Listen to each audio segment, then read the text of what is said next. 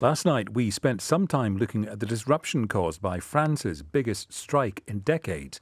Transport, hospitals, schools, and the police force all disrupted as thousands of people push back against plans by President Emmanuel Macron to shake up pensions. Nabila Ramdani is a French journalist and commentator, friend of the programme. For those of us who barely understand British pensions, help us understand French pensions. Well, I mean, the reason behind the protest is essentially because Mr. Macron effectively wants to simplify what is currently a very complicated and indeed a very cushy pension regime. There are currently 42 retirement schemes available or in place in France at the moment, and they are, to be fair, considered to be some of the most generous in Europe, if not the world, and especially so for public sector workers. That means that, for example, railway workers in particular, but also other public servants such as riot police officers, for example, are the kind of people who can retire in the early 50s with generous pensions and indeed perks. And if you put it in the context of what it represents in the French economy, French spending on public pensions represents 14% of economic output and is amongst the highest in the world. And there's an independent pension committee forecast which actually says that the system in place would run a deficit of more than 17 billion euros by 2025 if nothing is done, and that is 0.7% of the GDP. So what Mr. Macron is arguing is that he claims that the country cannot afford this kind of generosity anymore and that radical change is needed effectively.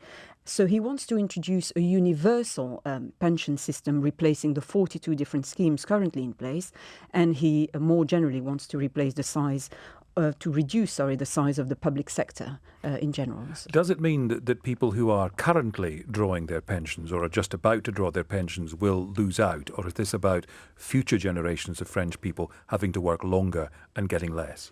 Well, that's what, railway workers in particular, because this these proposed reforms really is aimed at railway workers in particular. They are currently enjoying the cheminot status, which is a special retirement status, and that includes not just railway workers, but also everybody working in the railway system, including electricians, office workers, and indeed ticket sellers.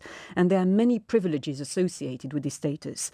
They have a job for life. They cannot be sacked for economic reasons. They have regular salary increases. They have shorter working weeks, and they enjoy early retirements, as I said, in their 50s, which is a decade earlier than the vast majority of the working populations. And they claim that these new reforms would mean a lower pension for themselves, but more crucially for future generations. And of course, this highlights a great political divide that happens not just in France, but as you say, perhaps particularly in France. There are people who will argue, look, those generous pensions and terms of employment are exactly how work should be. And others say, well, that's insanity. You can't possibly run an economy on that basis. We know from the people who've gone on strike that a lot of people don't like these ideas. How much support does the president have for trying to push them through?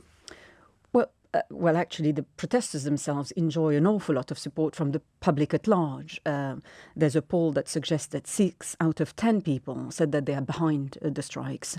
And there is a fear that this reform will be the first in a number of reforms and that if it's allowed to pass effectively, it will create a domino effect, destroying France's public service in general. So commuters are happy to put up with it for the moment and, grin and bear it. And even though, there are very important inconveniences at the moment. As far as President Macron's presidency is concerned, I think this is a major test for him.